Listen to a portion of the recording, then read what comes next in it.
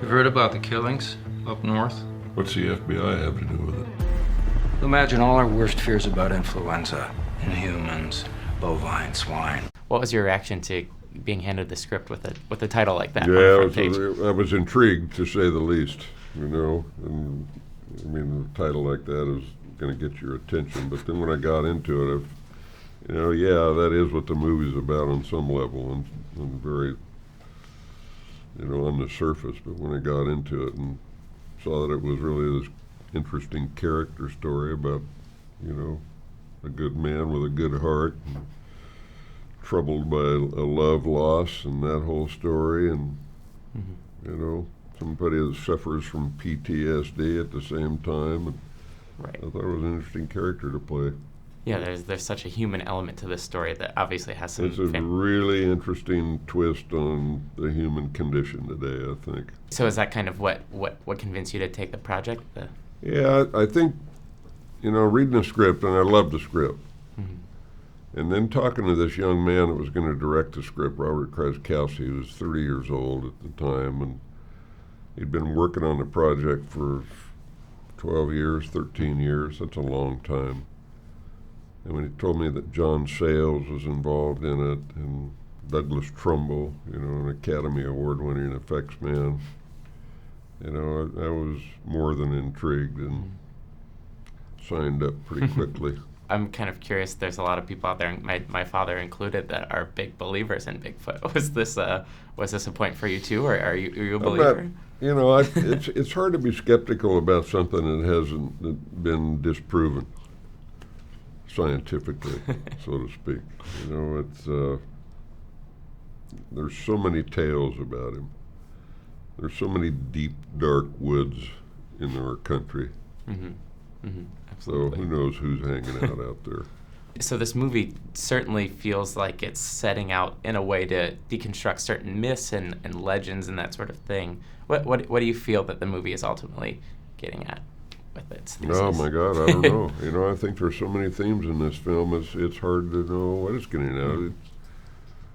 Number one, I don't know that. We're looking to entertain people, and it's certainly an entertaining piece. And if we can impart some sort of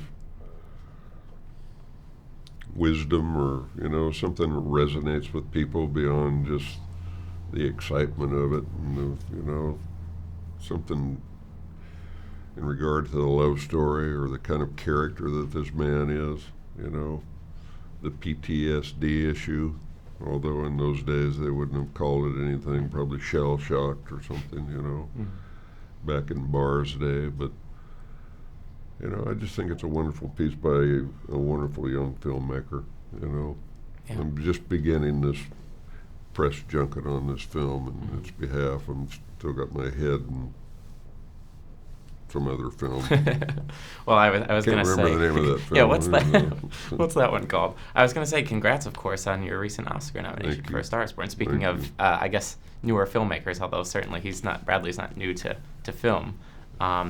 What's it been like to be kind of wrapped up in this whole experience? It's been wonderful. I mean, I joke about it, but it's been incredible. It's been grueling. The making of the movie was a complete love fest, and even through the press log, I think that love has won out. It's just such a wonderful group of people on all sides of the camera. Everybody on all sides of the camera, including the people at Warner Brothers. It's just been an amazing experience. To see the recognition coming after all the hard work, particularly to Bradley, clearly that film wouldn't have been made without Bradley. It might have been made, but it wouldn't be what it is. Not what it is, yeah. It's very specific. The guy's a brilliant filmmaker. I guess I'd have to ask who's the better scene partner, Bradley or Bigfoot? Oh, I think I'd definitely go for Bradley. That seems fair. Speaking of Bigfoot, though, I guess this movie is really, really interesting. It kind of builds to this big, it's not the climax of the movie, but this action set piece where you're fighting with the Bigfoot in the woods. What was that like? I mean, this is a man in a costume that you're... It was very interesting. It's...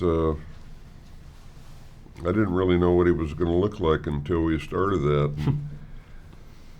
I really would love to figure out that guy's name, because I loved working with him. I didn't know him well. We only worked a couple of days doing that fight or doing the chase through the woods. But he's done a lot of those kind of monster type things in his career, and he's really good at it. And what happened on the first day, he sprained his ankle quite badly. And it kind of impinged on what we did in the fight. So that's why it ended up being a lot of rolling around on the ground, a good deal of it anyway. But still pretty visceral, all things When he considered. jumped off that rock, I think it was when he, in the beginning of it, is when he sprained his ankle.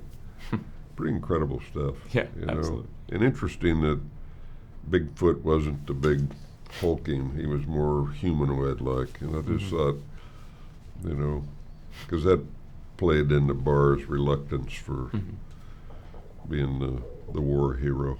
Right, right. His unsettled mind about killing people.